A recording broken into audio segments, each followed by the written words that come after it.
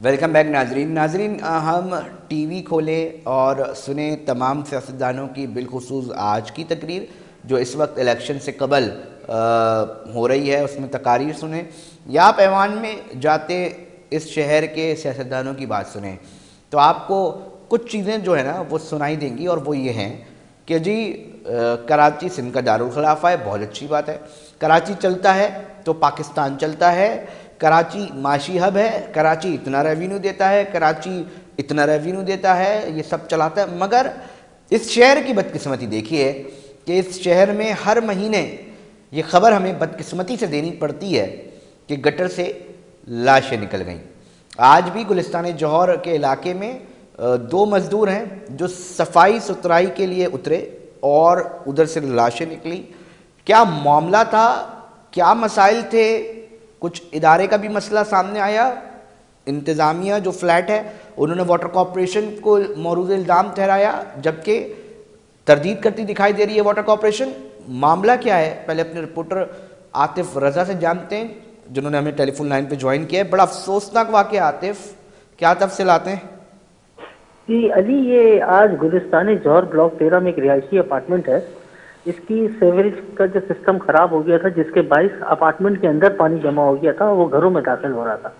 तो उसकी सफाई के लिए मजदूरों को बुलवाया गया। तो एक मजदूर सफाई के लिए जब अंदर गया तो वो काफी देर तक नहीं आया, तो दूसरा उसके पीछे गया, तो फिर वो भी काफी देर तक नहीं आया। जब बात इसकी इतला रेस्क्यू को इदारों को दी गई, वो पहुंचे तो उन्होंने दोनों अफराद को निकाला। तो वो दोनों अफराद जो है अपनी जिंदगी की बाजी हार चुके थे। अंदर दम घुटने से वो हलाक हो गए थे।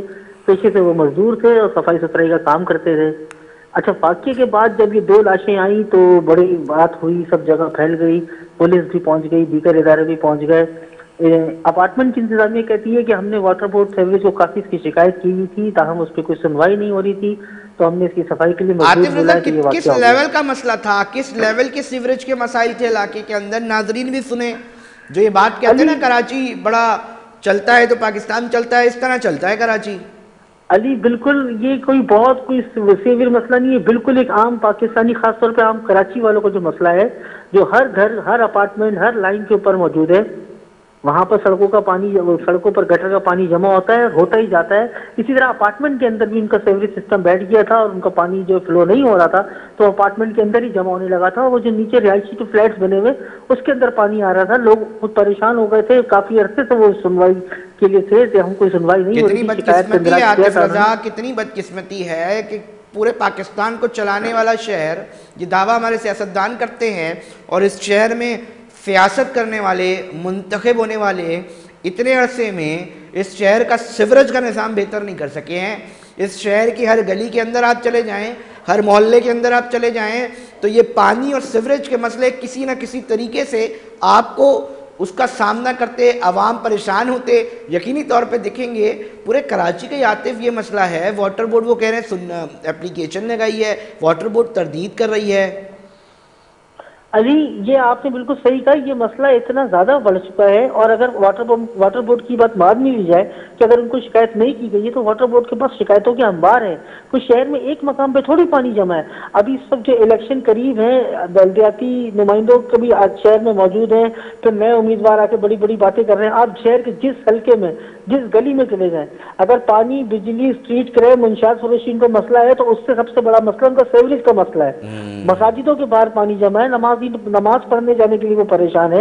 यहाँ पे सड़कों पे गाड़ियां गुजरना मुश्किल है। इवन ये शहर में इस वक्त ऑनलाइन टैक्सी या मोटरसाइकिल जो चला रहे हैं, वो इस बात का रोना रो रहे हैं कि हम अपना चंद पैसे कमाते हैं, तो हमारे सेवरेज के पानी की वजह से हमारी गाड़ियां, हमारी मोटरसाइकिलें इतनी खराब होनी कि उसके इतने खर्चे बढ़ रहे हैं, हम उसको पूरा नहीं कर पा रहे। ये एक ऐसा मसला है जिसने लोगों को नफ्सियाती मरीज बना के रख दिया है। वो घर से निकलते हैं साफ सुथरे पाक कपड़े पहन के, उनके कपड़े नापाक हो रहे हैं, साफ चलने की जगह नहीं। शहर में पथारा माफिया अलग है, फुटपाथों पे वो कब्जा करके बैठा हुआ है। शहरियों को मजबूरन इसी गटर के पानी के ऊपर से गुजरना पड़ रहा है, चाहे वो पैदल हो या गाड़ियों में हो, छींटे उड़ाते हुए जाएं, कोई उनको नहीं सुन रहा। अली, इस वक्त शहर के किसी भी हल्के में चले जाएं, आम शहरी से बात करें, तो वो ना सिर्फ ये बल्दियाती नुमाइंदों के साथ नाला है, बल्कि वो जो आने वाले जो उम्मीदवार जो अब नए आसरे, नए वादे लेकर आ रहे हैं, उनसे भी कोई उम्मीद लगा के नहीं बैठे हैं। तो आतिफ रज़ा, इससे बड़ा एक और मसला भी है। इससे बड़ा एक और मसला ये है कि इस शहर के जितने भी बड़े बड़े इदारे हैं जिनका काम है ये तमाम चीज़ें, ये रिलीफ आवाम को फराम करना, उन इदारों के पास फंड्स ही नहीं होता। हैरान कुन बात देखें नाजरीन कि हम मुख्तलिफ इदारों के लोगों के डीजीज़ को यहाँ बिठा कर उनसे पूछ चुके हैं सर कि बताएं आपके इदारे के पास कितना पैसा है, बताएं आपके इदारे के अकाउंट के अंदर कितना पैसा है, आप क्यों नहीं करते? तो जवाब मिलता है कि फ़ंड्स की कमी है। इस शहर को एक बार फिर, आतिफ रज़ा अगर मैं गलत नहीं हूँ मेरी तस्दीक कर दिएगा, कि क्या सीवरेज के निज़ाम को बेहतर करने के लिए मुकम्मल तौर पे बदलने की ज़रूरत नहीं है? एक बड़ा हिस्सा बहुत बुरी तरह पुरानी लाइनें डली हुई हैं, आज भी बाबा आदम के ज़माने का सिस्टम नीचे है, ऊपर बिल्डिंग पे बिल्डिंग बन रही है, कंक्रीट का जंगल इस शहर को पहले ही बना दिया है, कहाँ बर्दाश्त करेंगी? जो रेजिडेंशियल प्लॉट है उसके ऊपर तो कमर्शियल आपने इमारतें खड़ी कर दी हैं, ये हाई राइजेस। अली आपने बिल्कुल सही कहा। इस वक्त शहर का जो सीवरेज का निजाम है इंतहाई बोसीदा हो चुका है। आज से कुछ महीनों कबल गुलशन इकबाल ब्लॉक 13T3 में नाले के अंदर एक बच्चा गिर गया था जिसकी आज तक लाश नहीं मिल सकी। आप यकीन करें जब वहां पर रेस्क्यू की टीमें और जो दीगर इदारे काम करने आए तो उनके पास उस जगह का ब्लूप्रिंट ही मौजूद नहीं था। उनको ये पता ही नहीं था कि नीचे कहाँ से कैसे लाइन जा रही, जिसका जहां से दिल चाहा अपनी तामीर के दौरान, अपनी खुदाई के दौरान उसको अपनी मर्जी से लाइनें बना ली। इनके पास कोई प्लान नहीं है। अगर आपने जो बात की कमर्शियल और रेजिडेंशियल की, इस चक्कर ने शहर का निजाम इतना बर्बाद कर दिया है कि एक गली जिसका सीवरेज का निजाम आज से पता नहीं कितने सालों पहले डिजाइन किया गया था कि जहाँ पे 60-70 लोगों का होता था, वहां पर अब 500-600 लोग एक गली के अंदर कमर्शियल पोर्शन बना बना के उनको बिठा दिया गया है। उसके अंदर इतने सारे लोग रह रहे हैं, सीवरेज वही है। कहीं नहीं जाए तारिक रोड, आतिफ रज़ा साहब कहीं नहीं जाए, ये तारिक रोड अभी भी आपको कुछ जो है वो मकान मिल जाएंगे बड़ी बड़ी बिल्डिंगों के जरिए, ये तो रेजिडेंशियल थे। अली पूरे शहर का ये आलम कर दिया, क्या तारिक रोड, क्या गुलशन इकबाल, क्या अजीदाबाद, क्या लैक्टाबाद, इस वक्त सब के सब एक ही हमाम में चल रहे हैं। जिसकी जहाँ लाठी उसकी भैंस के हिसाब है, जिसके पास ताकत है वो जितना दिल चाह रहा है बिल्डिंग बना रहा है। अगर आप ऑफिशियली तरीकेकार से अपना घर बनाने जाएं तो आपको इतने मसाइल का सामना होगा कि आप शायद अपनी हिम्मत हार जाएं। लेकिन आपके पास ताकत हो, आपके पास पैसा हो तो आप सब कुछ कर सकते हैं। 60 गज की जमीन के ऊपर 6 मंजिला इमारत बना सकते हैं अली, और जितने चाहे लोग आप वहां पर ठहरा दें। आज ये 2 मजदूर गरीब थे, मर गए, बात चली गई। इससे पहले भी मेमनगोट के अंदर बच्चियां नाले में डूब के मर गई, मेन होल से मिली इनकी लाश। गुलशन इकबाल का बच्चा 4 महीने हो गए, उसकी लाश नहीं मिल रही। इसकी ना कोई जिम्मेदारी लेता है, सब एक दूसरे पर डाल रहे हैं ये उसको। और एंड में आके सिर्फ सफर कौन, एक आम शहरी कर रहा है जिसके घर का कोई प्यारा जाता है, सिर्फ वही बर्दाश्त कर रहा है। लोग भी सारे जो बातें करते चले जाते हैं। हम जैसे मीडिया के नुमाइंदे भी 3 दिन 4 दिन हफ्ता महीना देख लेते हैं, उसके बाद हम भी हट जाते हैं। हम लोग भी नए नए सानियात का इंतजार कर रहे हैं कि नया होगा तो फिर नए सिरे से देखेंगे। अली अभी तक ऐसे किसी वाकई की ना कोई कमेटी बनी है, अगर कागजी तौर पर बनी भी है तो आज तक किसी को ना मोरद इल्जाम ठहराया गया है, ना इसको किसी की सजा दी गई है। ये सिस्टम ऐसे ही चल रहा है और अगर इसको नहीं बदला गया तो शायद ये ऐसे ही चलता रहेगा। जी आतिफ थोड़ा सा इसके ऊपर ही बताएं, पुलिस का क्या मौक़िफ़ है? लोगों की जानें जो है वो गई हैं, कोई मुकदमा, कोई कार्रवाई, कोई चीज़ होगी? अली पुलिस ने भी जैसे हादसा कह के डाल दिया जाएगा कि हादसा हो गया जी बंद करें फाइल। अली बिल्कुल अली पुलिस ने यही बात की कि हम इसको देख रहे हैं कि वाटर बोर्ड को क्या शिकायत की गई थी, वाटर बोर्ड की गफलत सामने आई तो हम इस पर कार्रवाई करेंगे। अगर अली वाटर बोर्ड ने तो अपने ऑफिशियल स्टेटमेंट दे दिया कि हमारे पास कोई शिकायत नहीं थी और वो उसको साबित भी कर देंगे। अगर अपार्टमेंट वालों ने साबित कर भी दिया कि उन्होंने की थी तो ये क्या कर लेंगे इससे। और अगर ये नहीं साबित कर सके तो अली ये हादसा भी जो है जैसे आप दीगर सानियात की तरह, दीगर वाक़ियात की तरह सिर्फ और सिर्फ जो है ना सर खाने की नजर होने का इम्कान है। ये 2 गरीब लोग थे, ये 2 गरीब लोग मर गए, इसमें ज्यादा बात नहीं होगी। ज्यादा से ज्यादा अगर बहुत प्रेशर हुआ तो कंबशन की तरफ चला जाएगा। ताहम अली बात यह है कि अगर आपको वाकई सिस्टम सही करना है तो आपको असर नौ तमाम चीजों को सही करना है। और जो चीजें गलत हुई हुई है, नालों के ऊपर तामीरात, कंस्ट्रक्शन या सेवरेज लाइन का सिस्टम जो खराब करके बिठाया हुआ है, बरसाती नालों का कोई सिस्टम नहीं है। अगर आतिफ कैसे मुमकिन है पूरे शहर को मिसमार करना पड़ जाएगा अगर इस लेवल पे चले गए। मगर आप क्या समझते हैं, कुछ बेहतरी की उम्मीद नजर आ रही है आपको? इस निगरां हुकूमत में बड़े दावे किए जा रहे हैं। अली बेहतरी की उम्मीद उस वक्त नजर आएगी जहां पहला कोई स्टेप लिया जाएगा। एक स्टेप अगर कोई लेंगे तो समझ में आएगा कि हम ट्रैक के ऊपर चल पड़े। लेकिन अगर हम बातें ही करते रहे, इधर उधर गोल गोल घूमते रहे तो सिर्फ हम इसी भंवर में घूमते रहेंगे। बाकी रहा ये कैसे होगा तो अली ये आपका काम नहीं, ये इदारों का काम है। हमारा काम इसकी निशानदेही करना है और हम तवातर के साथ निशानदेही कर रहे हैं। आज भी शहर के मुख्तलिफ इलाकों के पैकेजेस चल रहे हैं। लोगों ने अपनी महंगाई गुर्बत का रोना ही छोड़ दिया।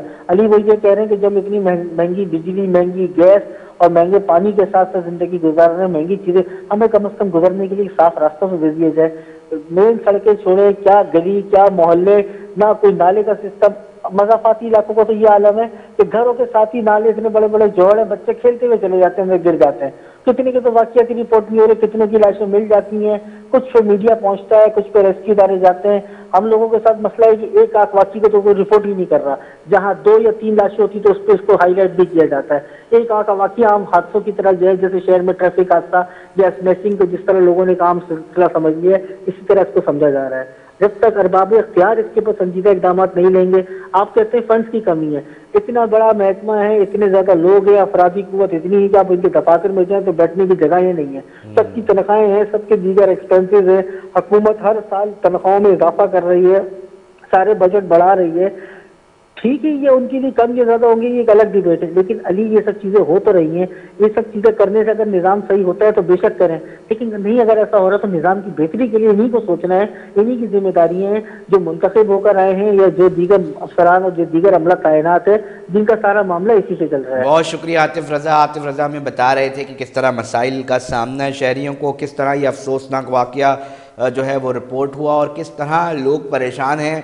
पानी सीवरेज का मसाइल का हल अब तक नहीं मिल सका है। कहने को शहर के जो करता धरता है, जो सियासी लोग हैं, जो ऐवान में जाते हैं, जो इलेक्शन लड़ते हैं, वो फिर एक बार फिर आप लोगों के पास आएंगे, एक बार फिर आप लोगों से पूछना शुरू करेंगे, एक बार फिर आपसे वोट लेने आएंगे तो उनसे पूछ लीजिएगा कि इस शहर का जो निज़ाम यहाँ तक पहुँचा है उसका कसूरवार कौन है।